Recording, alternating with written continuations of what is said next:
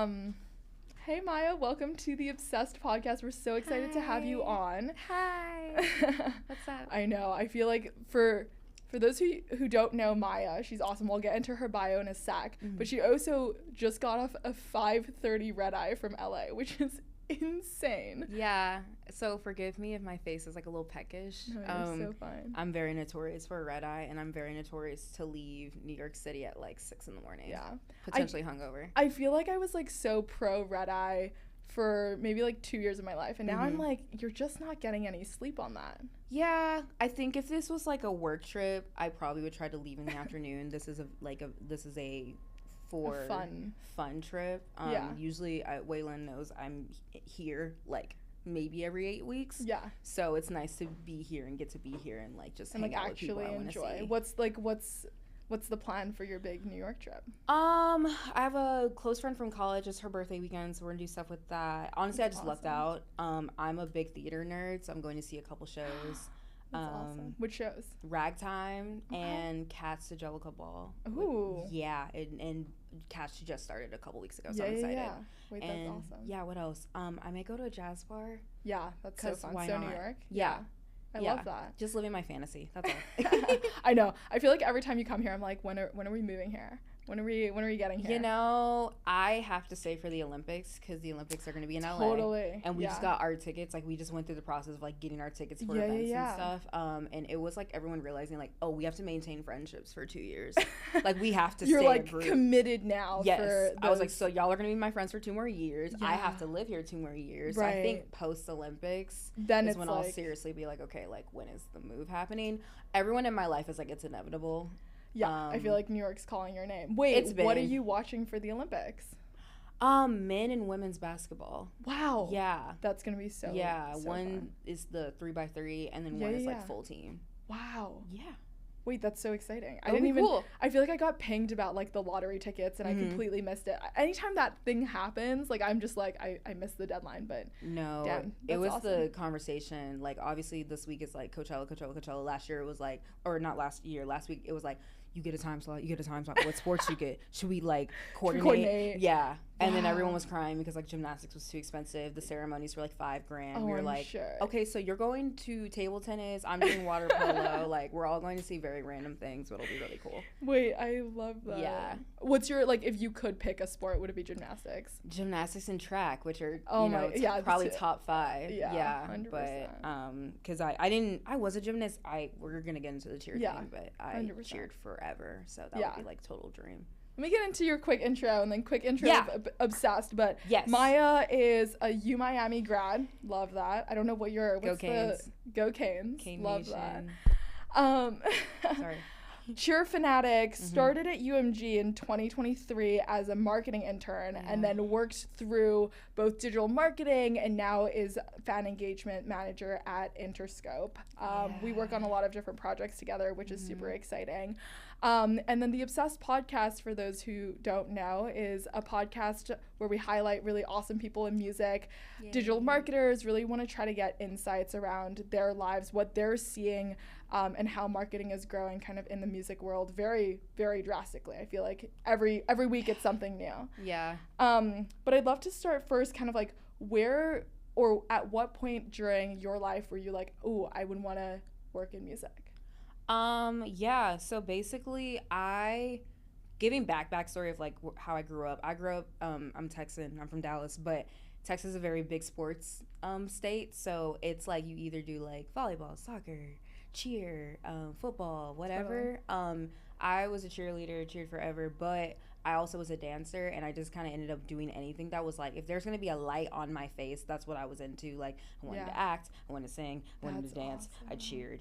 And I was like, music is so cool, and I think music is kind of the most cohesive thing with all those things, that I was like, I just want to be a part of this. But I didn't really, like, my parents were like, that doesn't exist, like, that's not a real job. Not that they aren't supportive, they're just like Gen X's. But yeah, and I remember when I was 16, my mom surprised me with Beyonce tickets. Wow. I'm Beehive down. If you know me, you know I'm Beehive down. And I saw her for the first time. I just turned 16, and like it was for the Formation tour. It was one of the greatest experiences of my life. And literally at the end of this like 3-hour show, I just like plopped in my seat, burst into tears. And my mother was like, what happened? Like, you didn't enjoy it? And I was like, I finally know what I want to do in my life. Like, I know what I need. Wait, and how old were you? I was 16. Oh, wow. So it was my junior year of high school, and I kind of needed to, like, start figuring my stuff out. And I was like, I could be a lawyer, but I don't really want to do that. And, like, I don't know. Like, all I do is listen to music and have fan accounts on Vine and Twitter. Like, what am I going to do? And when I realized, I'm like, okay, like, there's this big production happening. Someone has to be working and putting this together for Beyonce. Plus, Beyonce, obviously, like, who does that? And I think seeing that in totality, I was like, this is what I want to do. I don't know how yet, but I'm going to figure it out. And I kind of just made a promise to myself, like, that night. Wow. In 2015. So Beyonce changed your life. She's changed my life many times. Yes. Probably about 4 or 5 to this point. Wow. Yeah. Okay, and then let's backtrack even further. Like, when you were a kid, like, you loved the spotlight, but, like, do you remember your first, like, the first album that you fell in love with? Like, the first time you listened to Beyonce? Actually, first album I fell in love with is, like, first album I learned word for word. It's actually Mariah Carey's Merry Christmas. Love that. I was 3. Wow. My grandmother used to play it for me because I loved it. She would play it, like, all year round. And that was the first album I, like, learned the lyrics to in my life. Wow. Yeah. Do you still remember? Is it, like, of course, yeah. Yeah, every time. Every Christmas. I'm probably somewhere on the 405, like, screaming, "Oh, Holy Night," if y'all see me at some point. And then Beyonce, I was 6. My cousin had her first, like, big old iPod when they were, like, this size, like the size of a phone. And she played Deja Vu, the song, and Ring the Alarm, the song, off of B-Day for me. And I also started watching music videos through B-Day too. Yeah. So that was the Beyonce changed life for the first time. Wow. Okay. Yeah. So changed your life, Mariah Carey, very early on. Yes. And 16, you were like, wait, this is what I want to do. Yes. Then walk me through, so when you were picking colleges, for example, like, was that something, I know you cheered really competitively as well. Like, what was that process like? How did you pick UMiami? I picked UM because, honestly, we had, like, college fairs at my school. I was lucky enough to have that, and I was kind of hopping around. I talked to all the Texas schools. I was like, this is cool. I know I don't want to stay in the state.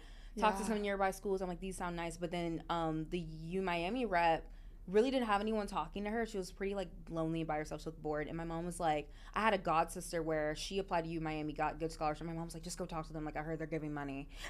Literally, like, I heard they're giving money. Like, just go say hi. And I was like, ugh, like, I don't want to go to Florida, whatever.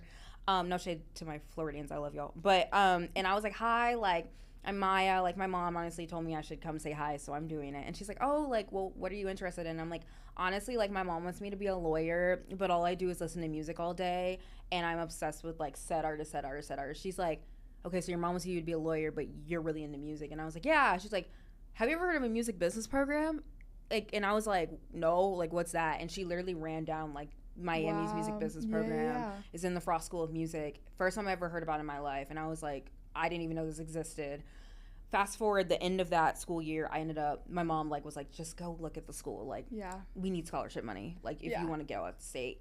I was fully committed to being an NYU girl. I wanted to come up here so bad, and I didn't want to hear it. And then I went onto campus, did the tour, honestly, to get a free trip to Miami. And I, like, walked on campus. My mom and my aunt were like, so, like, what'd you do think? You like it? And I literally was like, oh, I'm coming here. Like, this is it for me. I want to be a hurricane. And they had a good cheer program where it was like, I can cheer and, like, keep my career going. Totally. But I'm not going to, like, it's a program that's very, like, rigorous and it's a good program. But I also, like, could maintain my schooling and, like, prep for my career without it, like, taking up my entire life. It did take up a lot of it. And they're a really good program. They're even better than they were when I was there. But, yeah.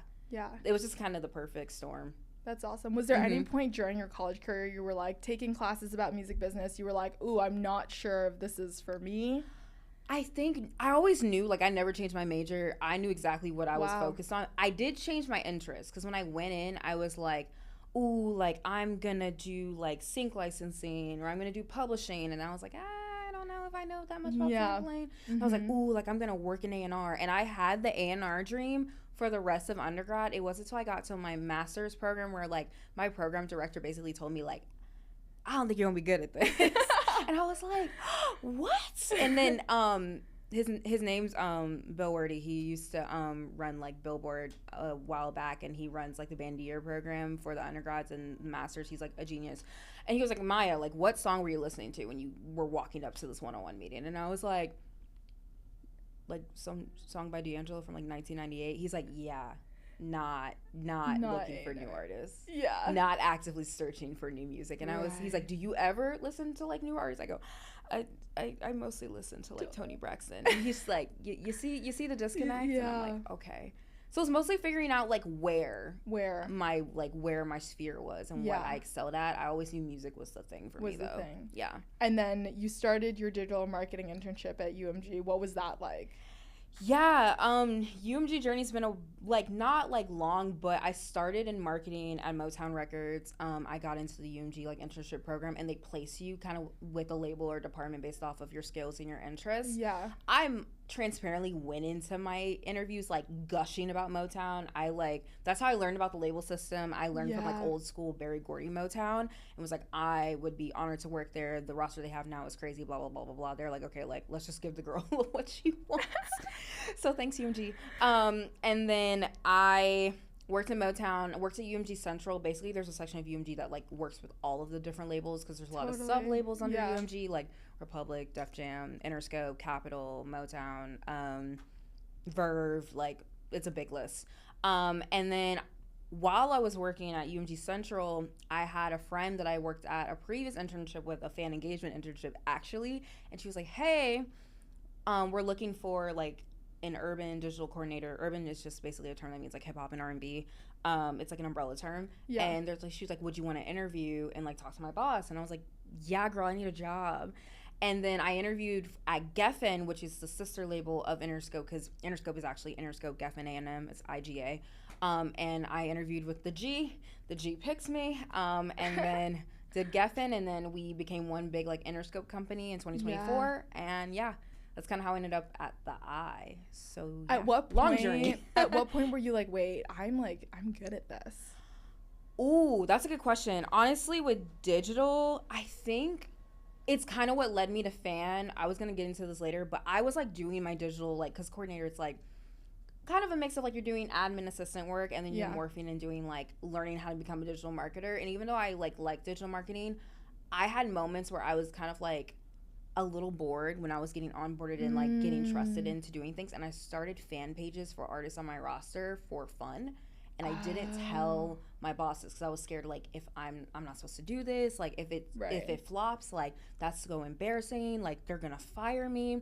And then I kind of had a couple pages that just started getting like crazy viral posts. I had one artist, his name's Skilla Baby, he's like a rapper from Detroit. He like had a clip of him like rizzing up a girl in an interview, got like 3 million views on TikTok, got posted on Twitter, got like 10 million views on Twitter. It like blew the page up. Wow. And I just sent a digital update to my boss and I was like, hey, I started this thing, like it's going well, like would you want me to share this with anyone? And she's like, girl, how long have you been doing this? I was like, like 5 months. And she's like, you've been doing this for 5 months and you didn't tell me? I was like, I was scared it was gonna fail. And it was just a really big moment for like helping develop kind of like his overall awareness and getting a lot more casual fans and becoming more engaged fans. And I was like, oh, like maybe I'm doing something right. Yeah. And then it actually ended up being like a kind of a foundation for how I ended up being where I am now and like really taking on fan like in totality. When do you feel like fan pages became like the norm? Like where like when did people start like catching on like, oh, like this is an interesting, like as fans are like using it for like artist development? Yeah. Honestly, I think it's been longer than people expect. I think like in the 2000s we had like fan clubs being started. I mean, I think my favorite fan club example is like Miley World. That was the first fan club I ever joined. I think I was like 9, and it was like a whole website just dedicated to Miley. You had a membership, and you would just get little exclusive updates about all the stuff she was doing after Hannah Montana. And I think like since that, like not that Miley World was like the launch. I mean, the person that like ran Miley World and the person that does like her digital is like super smart. And I think things like that just started becoming more popular, and it became a place where like you're taking your fans that are like not just casually invested, but also like invested enough to like monetize it, that it's almost giving them like, it's basically Patreon before Patreon existed. So I think it's always been around, at least for like the 21st century. I just think it's been adjusted and like morphed into different environments and different platforms. Do you feel like when you guys think about like fans do you guys think about them in like buckets? Like you have your super fans, you have like your general fans, you have people from like other artists who are like maybe would be like primed to then become a fan. Like, are you guys thinking of like targeting each of those? I kind of have like my internal, I call them internal and external fandoms. My internal fandom is usually the people that are like, we are here to see or like talk about the person that we're here to talk about. And then you have like external fandoms where like, I say they're like friends with the fandom. So I think like, for example, like a Beyonce fan could very easily be like a Chloe and Halle fan as well. Right. Because of like Parkwood. Or like a Renee Rapp fan could also very much be like a Toa Bird fan, where they have like neighboring fandoms that usually have people intersected, and one person may not be a part of the other, but they'll have a friend that is usually a part of that same thing. Right. So I have my internals that are like, these are the people that like I'm catering to specifically, but then I have the externals being like, well, I'm also paying attention to y'all because y'all could also end up being a fan of the person I directly work with. When you think about different campaigns, how do you think about those like different splits between external and internal? I think it depends on what the goal is. I think obviously when you're doing like an album or like just a normal rollout, you're definitely like, we need to cater to these internal fans. We need to like make sure the fandom's happy, make sure the fandom's growing. But also when it's time to grow and like we're trying to show like, okay, like we're trying to get an like a artist from like they're breaking kind of baby artist vibes, so like they're developing, they're getting bigger, like they're starting to do festivals. Then it's like, okay, I need to figure out like how I'm gonna make fans out of these people that I know are very similar and like not even archetype, but just even like interest due to like favorite TV shows, favorite video games, favorite like movies. I'll kind of start to manipulate that and see like throughout my strategies how I can start to kind of pluck them if I know that's the goal. Right. That's so interesting. So like behind the hood, it's like you have all of the people who are like primed to become new fans, and you're thinking about like what channels are they and how can you target them through those channels. That's super interesting. When you first started working between like fan engagement, digital marketing, what was another moment where you were like, oh, this is so interesting, I didn't know this is how this side worked, or like I didn't know that this is how marketing for this artist would have gone down?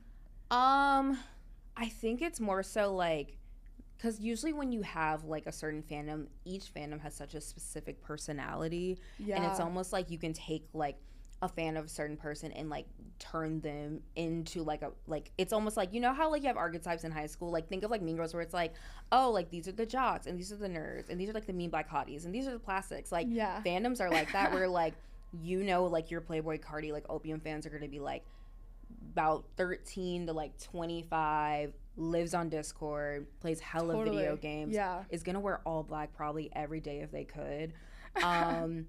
Seems intimidating on the internet, actually very kind and like a little socially awkward at IRL, versus like your like Ariana Grande fans are gonna be like kind of battied up, usually like a little bit hyper femme. Usually has an era where they're like, yeah, like I stayed wearing like a big pony in my head, or I had big hair, and then kind of like as like she morphed as a person, she's like, yeah, and then I got like a little bit subdued, and I wear more like cottagecore, and I'm wearing a little bit more pastels and not like giant sweatshirts. I'm also talking about myself in this example. You're like, these are the different this fans. was me. So sorry, but yeah, you can definitely kind of tell the environment. It's like almost like building a Barbie doll. Like each fandom, you can kind of like take someone and be like, okay, like all y'all are your own person and all y'all are very special, but if I were to build like this fan of this person, they would probably look something like this. Right. And sometimes this sounds kind of crazy. I'm probably gonna sound a little ill. Like sometimes I give them like names, or I'm like, this is Tanya, and Tanya really likes Carol G. Like yeah, totally. We do the same thing, I feel like, in tech. Like whenever we think about like our target ICP or target customers, or when we did like a Greek life and then we did like music or brands, like we're always like, this is Sonia. Sonia like likes this. Sonia went to like USC. She was in DG. She did this and this and this. And like it becomes easier to then take that person and market for them than it is to be like, there's 300,000 people in this fandom. Right. Yeah. Dream campaign. Do you have one? That I would want to work? Yeah. Honestly, and I haven't really done it yet, I would love to work like a Broadway campaign. I find Broadway fandom so intriguing and interesting because the thing that's cool about theater, they're like kind of similar to artists now. They are. The thing that's cool is like it's almost like almost like a catalog artist or like a legacy artist, because like the fandom keeps growing, especially if you have a show that's super successful. Like prime example, Wicked just was introduced to so many people over the last 2 years because of the films, but like the show came out 2 decades ago. Yeah. So and it's been popular. And it's been popular for 2 decades. So you have basically 3 generations of people that are familiar with this franchise, that are fans of different iterations of this franchise, but all are like kind of learning about it in their own time. And as time progresses, it's probably going to keep going on for the foreseeable future. Yeah. So it's cool to see a fandom that basically has no expiration date. Right. I mean, I think some artists like have the same impacts, like especially like your big artists like Madonna. There's always going to be people that love Madonna and are learning about her. There's people that are always going to love Prince and are learning about him. But I think the thing that's cool about theater is like it's only being like held together by one body of music. Right. That's just being like regenerated and regenerated and regenerated. Again. Okay. So that would be really interesting for me. Yeah. What do you think? Okay, like day one, you're working on like the Wicked campaign. Like, what would you like? What is like a crazy like random idea that you'd be like, this would be so sick? Because you do a lot of live experiences, right? Like for your artists, you focus a lot on like pop-ups or super fan experiences pre-show. Like, is there anything that would be super top of mind? I guess they did That's so a really many good things. campaign though. Like I don't know. I would I don't even know if I can poke holes. They did a great job. Yeah, they did. I'm trying to think. Is there anything? Honestly, they probably did this and I'm just not familiar. I've like been really into doing not into doing karaoke nights. I want to do more. I think it's really fun. I'm assuming they probably did a couple like Wicked karaoke night like fan events, or like Station Head, which is, for those who don't know, is like a platform where basically you can do like group listening parties, and the listening parties that the fandoms do count as streams, and it's legal. Because obviously once the Billboard rules changed and it got a little complicated around 2018, people were like, so how do we support our favorite artists without like pushing legality and like getting them in trouble? And then Station Head started as a platform. Oh, wow. And you can basically take like thousands of people, connect their Apple Music, Spotify, whatever their streaming service, and it'll count as streams holistically. So if you have 5,000 people like playing the BTS album that just came out, like that's counting each song is getting 5,000 streams simultaneously. Wow. So okay, so we love Station Head. We love Station Head. I love Station Head. It's also really fun and just a cool way to like learn a different part of the fandom that really cares about the music. Yeah. But back to Wicked, I know Cynthia has a Station Head. I know Ariana has a Station Head. I'm not sure if they did a Wicked one, but that is something I would have done. Yeah. Obviously, charting's not as big of a deal because it's like a film soundtrack, but I think it would have been a really cool way. And if you mix in like the new version of the songs versus like the original Broadway cast version 100%. Of the songs, which I went back and forth to compare and contrast, that would be tight. Yeah. So that's my. I don't think it happened. Right. If I'm wrong, Republic, correct me. Yeah, those are my notes. Wait, that's awesome. Do you feel like you get do you get to work on any like Broadway stuff or like Broadway adjacent? Sometimes. Okay. Interscope had the Hell's Kitchen soundtrack that Alicia Keys wrote, which was very cool. I did like one thing for that. That was a little bit before my time.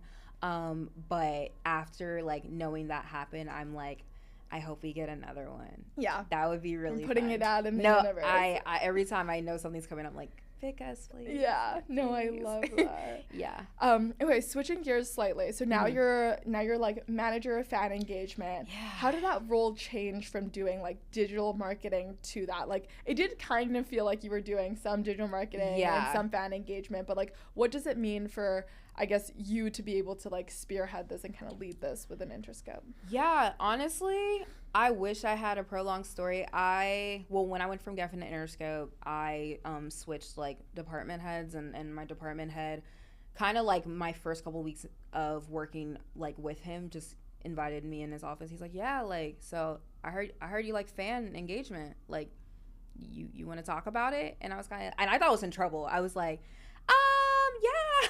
I was like, so I've been running like kind of doing accounts and just kind of seeing some posts and seeing how they do. And there was a couple artists where like I kind of started adding, not just doing kind of the pages, but kind of adding some other fan beats that was also successful. And I was like, like I used to work in fan engagement for an internship and I really enjoyed it. That's actually how I got to Geffen. And yeah, I was like, it's kind of a thing I enjoy, but I don't really, obviously I do digital and like I love doing digital. He's like, oh no, you're good. He's like, but like if you could choose between like strictly digital marketing, like proper digital marketing and doing fan engagement, like what would you choose? And I immediately was like, oh yeah, fan. like fan. Yeah. Please. I was like, I think just based off the fact that more back info, I was like an internet fan. That's not that uncommon. A lot of Gen Z industry people did have fan accounts growing up. Yeah. But I think when I thought of like who are the people like I would want to spend my day to day with, I was like, what I want to spend it with, like my team, the artists, management, or like fans. And I was like, honestly, with the fan events I did get the chance to do while I was still doing digital, like strictly digital, I just felt like those were the most rewarding moments I had in my first year in my career. And I was like, I just think like being able to put work into something, interact with the people I'm putting the work towards, and get that gratitude, and also know like this is going to be something they remember for a long time. Yeah. It just really like warmed my heart. And yeah, and I'm kind of a nerd for it. So I was just like, yeah, like this will be really cool. He's like, oh, okay, like I'll see you and then I'll get back to you. And he's like, yeah, like would you want to pivot? And then that's how it happened. And then it happened. Yeah, and then I was just fan lady for all the hip hop and R&B artists. So I love that. That's so awesome. Do you have a favorite event that you've put on? Ooh, that's hard. Top three. Honestly, without like oversharing, we had an artist. She had a show, first arena show in her hometown. She has a fan that like I work with like pretty consistently, and like super reliable, super cool. It's also cool because she like has her own day job. We're like around the same age. Awesome. And I got the okay to fly her out to see the arena show. So like she was like with me. We were running around backstage. Oh my God, she got to meet the artist, and like they had a really cute moment, and we got to film it, and it was super super cute. And it was also just nice to like, cause like she's been like a fan for years, even before I started working the project. So like getting to see them actually meet for the first time was so rewarding. Wow. And to just have her like backstage, like seeing what we do to like keep everything together, I thought was really cool and insightful without it being like too invasive. She was like super super respectful. She's super dope. We're like kind of friends. So, I love but just getting to like even meet her and like get to have that moment with her and get to I love getting to know the people that like obviously I'm chatting with online all day when I have that privilege. So yeah. Wait, that's awesome. Yeah, that was one. I'm like, what else? The JID event was pretty cool. You did that in Brooklyn. That was awesome. We have JID, who's a rapper out of Atlanta. He's amazing. We did like an event where Annabelle Klein, she's a creator, she's a DJ, but she's also super talented, where she got to host an event before his show out here in New York, and it was just like a cool kickback. Fans got to come and like hang out before the show. I like doing pre-show events because it helps fans that come by themselves get to know each other and like make buddies. So she was DJing. We had like themed drinks based off the album. So fun. I also got to give away some like vinyl. And the thing about JID vinyl, like the JID fans, they're such hip hop heads. They like love his discography. They love vinyl. Like they are vinyl collectors. But sometimes it's hard to find his physical because I think some of them got distributed like a little bit after the releases as he got bigger. So like when they can find a copy of like The Never Story, which is his debut, or like God Does Like Ugly, which is the album that I worked on that just came out, like they get geeked. And I'm always worried they're not going to be excited if like the artist isn't there. And I'm like, oh, like I have this. And they were like, oh my God, thank you so much. Like you don't understand. Like I've been looking everywhere. And I'm like, oh shit. Like, sorry. But that was really, really fun. And you got to come. And cool. No, it was awesome. And you guys were giving out posters as well. And those are so cool. Yeah, the artwork's so gorgeous. I think I need to give you back your posters. I think I have some still. You were like, hold this. Give them out, or do what you want. Host another kickback. Hey, no, maybe. Do you have any events that you're excited about hosting? Yeah, excited about hosting. I'm like without like spoiling anything. I'm trying to think. Honestly, we have Summer Walker on our roster. Obviously one of the biggest R&B artists like ever, and she's going on an arena tour. It's her first arena tour, and there's a lot of fun like fan beats we're doing for the tour. Awesome. And it's gonna be really fun. I don't want to share because I want it to. It's literally like a month-ish away almost. So I'm like, it's gonna be a lot of fun moments. If you're going to the tour, you're gonna have a really good time. But it's gonna be really cool, and it feels nice to be a part of artists first. Obviously it's some of my first as well, but getting to like have like first moments with them is really fun and rewarding, probably. Yeah, and I think it's rewarding for the whole team. It's also like, I don't know. I think that's kind of when we think of like our big moments of the year. We kind of think of the things that are like the first, or the things that like the team works together as a whole. Yeah. Yeah. Like super collaborative, like all hands on deck, 100%. Yeah. When you think about just like where digital marketing and fan engagement, like all of these teams, where are they going, or kind of like what are you looking at going into Q3, Q4? Like how, like the platforms are all changing too. Like any like insights that you have, or like things that you're like, oh, this is something that you should like keep and watch for? Swish. I was like not to plug y'all. To say that. I like talk about Swish like I think at least once a week. I love it. In the office. Yeah. I think every tour we have, I'm trying to plug it, whether like they're like we fuck with it or not. I think I've already pitched Swish like about 5 to 6 times, and it's April. And I think out of those 5 to 6 times, we've gotten 4 yeses. So I think it's so neat. Like, of the albums I've worked, like I know we did it for JID, we did it for like Amber Mark, a couple of bigger ones. Like they love it. They find it so fun. Like and the thing about Swish that I loved is I honestly found it organically. I didn't have anyone tell me about it. I didn't know about this. Yes, I found it on Twitter. I like saw a fan account post a Swish link. Oh. Yeah. Wow. Yeah. Wait, that's awesome. I don't think we've ever talked about this. Yeah, it was a Swish link, and I like was like, what is this? It wasn't even, I didn't work the artist. I just was like, what is this? And I like clicked it. And I was like, oh, like it's like a little scrapbook. Like this is so neat. And I asked one of my friends at the office, like, do you know about the Swish thing? She's like, yeah, we love Swish. And I was like, oh, so this is yours? And I just started kind of like being Snoopy. And then I think I got a demo like end of 2025, and then I met you, and I was like, oh yeah, this is neat. No, it's been super fun. It's also like we're releasing like a lot of new features, and hopefully that'll be really good going into this year, kind of just tracking ways. Like I feel like content data, like those are like the two bread and butter of like anything in the music industry, or anything in like what you guys are trying to do, is just like how do we get more people and then more insights. Something that I really want to do more of this year is like with, you know, aggregation of photos and videos, like how do we actually like develop insights around like these are like the things that people are taking photos of, or like these are the songs that are really trending, or you know, you were saying like, hey, these are like fans that are external versus internal, like how can we help drive insights that way? I think will be really, really cool going forward. I think like also you can kind of tell, like obviously you can tell from other moments, like if it's being posted on TikTok, Instagram, whatever, but it's nice to see like what parts of the shows or like of whatever you're doing are being photographed the most, because you're like, okay, like this is a trend within the fandom. If there's like a cute little like niche moment, or a cute little like shtick, or a cute like choreo, like you can tell what parts of the show are the favorites, because you'll just keep seeing the same thing, and like the artist is in different outfits, and you're like, okay, y'all really like this, like this part. 100%. I always think to like Sabrina Carpenter does such a good job of this, right? During her show, like there's always like that one moment. But I feel like a lot of developing artists are trying to do the same thing. Like we work with an artist called Red Leather on the Empire roster, and they're always like, oh, like the moment that he gives like the hat out to fans and things like that. Like that's something that we always want a video of, or like kind of manufacturing moments during these like live shows, I think is a really interesting thing.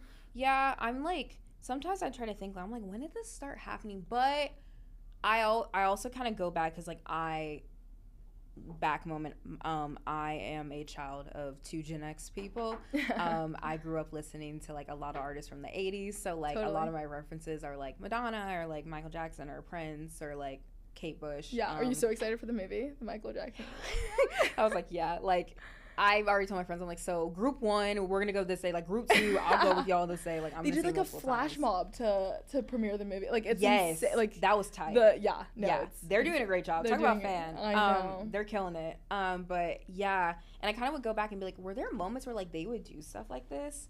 And it's kind of crazy. Like I think it was either like almost like taglines, or like random reference, like Janet Jackson used to like basically give her fans like lap dances for some of her tours, which is nuts.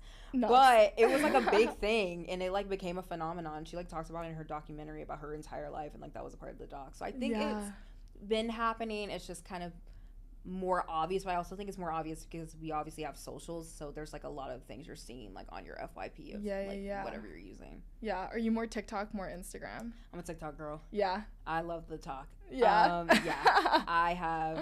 I think all the time I would dedicate towards Instagram. I just double it and give it to TikTok. Like any person that knows me, which may sound bad, any person that knows me like personally knows that like I'm not on my personal Instagram. Like I am probably on a work thing, or like I check it to check analytics, but don't like, people are like, yeah, like you went to like Puerto Rico, and I'm like, yeah. They're like, I didn't even know you were gone. I was like, yeah, that's the point. That's the point. Wait, I love that.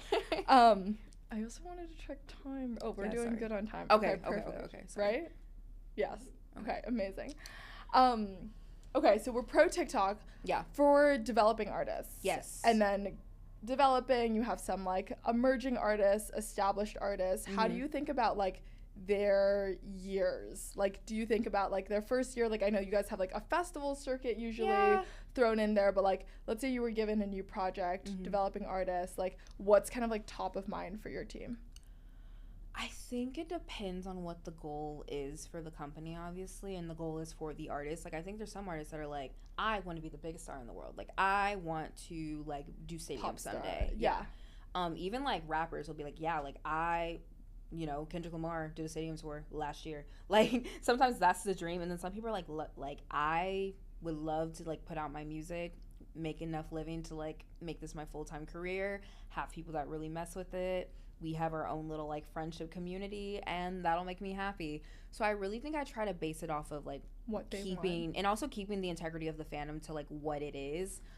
If someone is a singer-songwriter and they make bedroom music and they're doing shows at like coffee shops and it works, I'm gonna like dedicate whatever we're doing for the fandom to that aesthetic. Yeah. If it's someone where they're opening up for Sabrina Carpenter at Madison Square Garden and we're trying to turn this person into like the next pop star, like I'm gonna try to think of things that are out of the box to like get people interested in this person.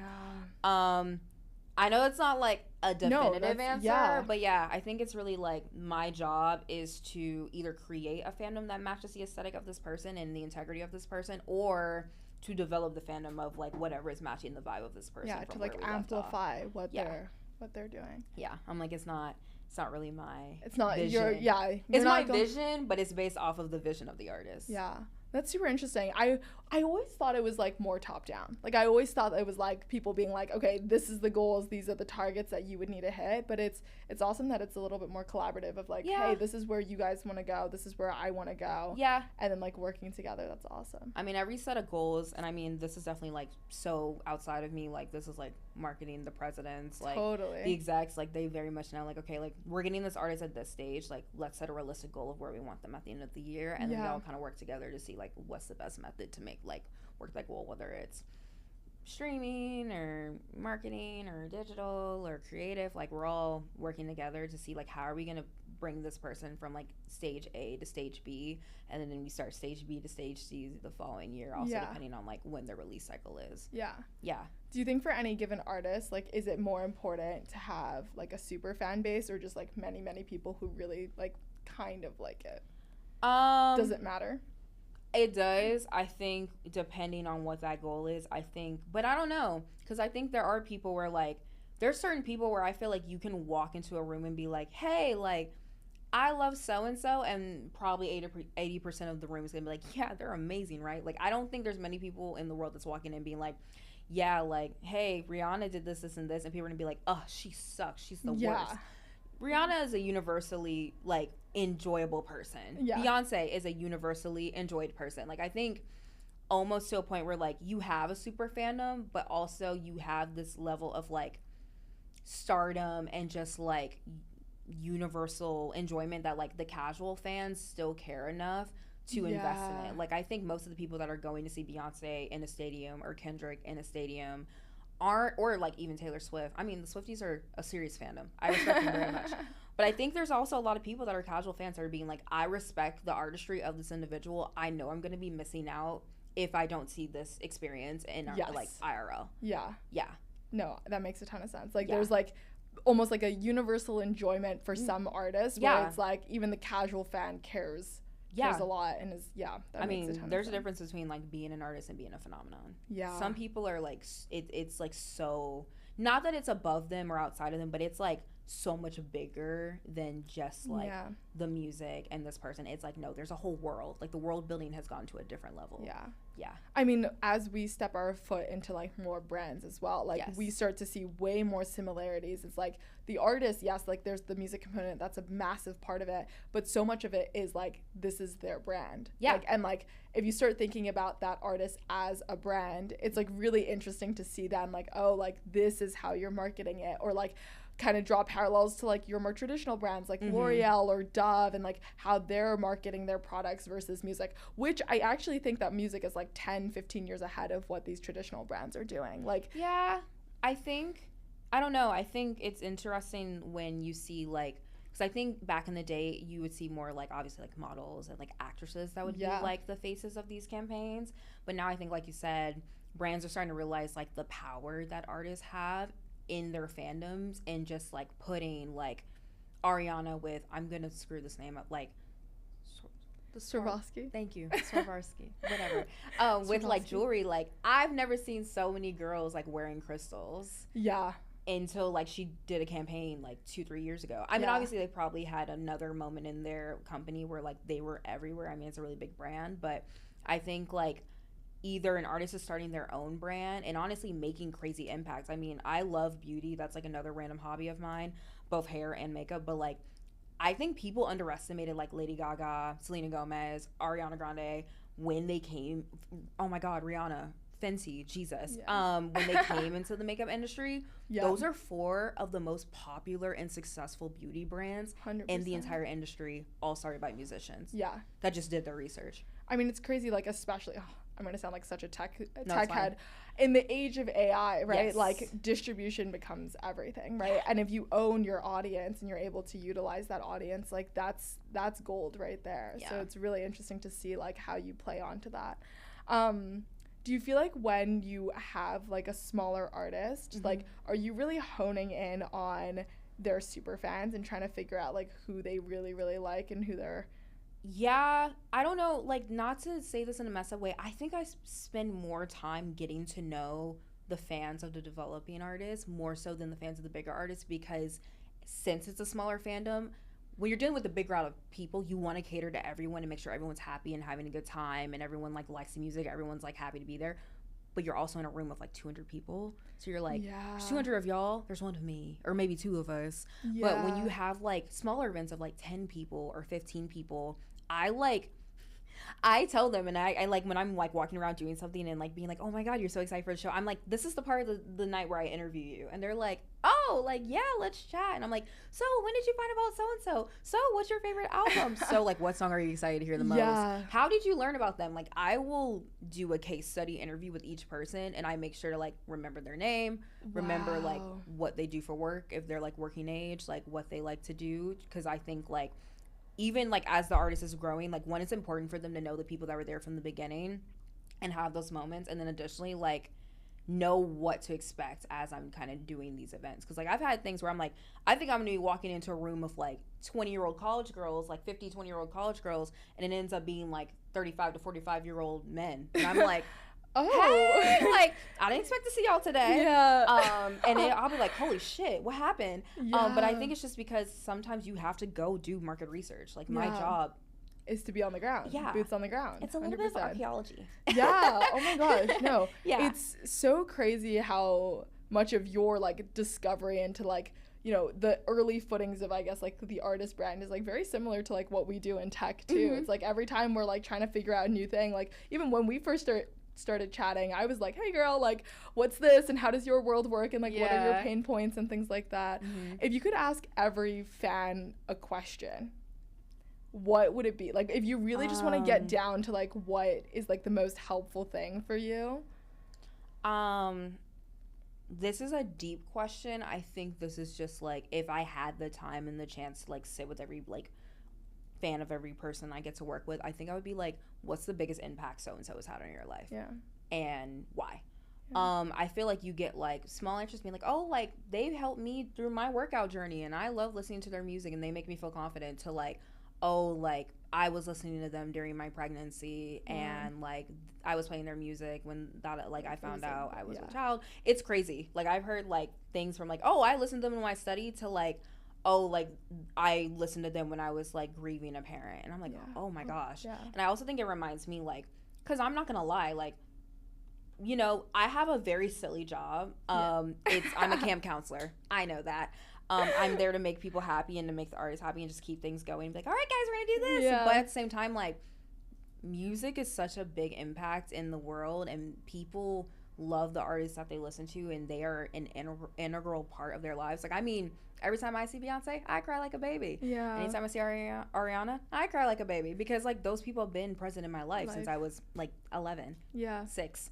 And I have to remember that, and I have to revere that respect when I'm going into a room and spending time with the people that keep my career going. Because if we didn't have fans that bought music, streamed music, bought merch, I wouldn't have a job. Yeah, literally. 100%. I wouldn't have a career. Yeah. I'd be a lawyer. Like, you would be an unhappy lawyer. A really unhappy lawyer. Sad lawyer. Yeah. Listening to some music instead. Yeah. Damn. Yeah. Okay, we're gonna end off with just some like underrated, overrated questions. Okay. I'm gonna do some like random ones, some fun ones, some related to music, some not. Okay. Underrated, overrated, cheer. Like, okay, so I go like, what's underrated, what's overrated? Tumbling is so overrated. I just hated it. Throwing your body around after age like 20, cooked. Yeah. Your hips start to hurt. You stand weird in class. You limp across the graduation stage. Underrated? This is a competitive note, but low-key jumping. Jumping is such an incredible way to show your athleticism. I'm so impressed at the fact that I could get both of my legs to be like 4 feet above the air in like synchronization. So crazy. Yeah. Underrated, overrated, arena tours. That's hard. Damn, and I don't want to be shady. Underrated. You can also just do like underrated, overrated of arena tours. Like, do you think arena tours are underrated or overrated? I honestly think arena tours are a little overrated. I'm so happy so many artists are successful enough to be doing tours. Arena tours, one, are hard to sell out, and then if they do sell out, the ticket prices are crazy. Yeah. I wish we could get back to theater shows, like the like 5,000 to 6,000 cap. So underrated. Like, oh my god, random note, I saw Kali Uchis in 2013 at Radio City Music Hall.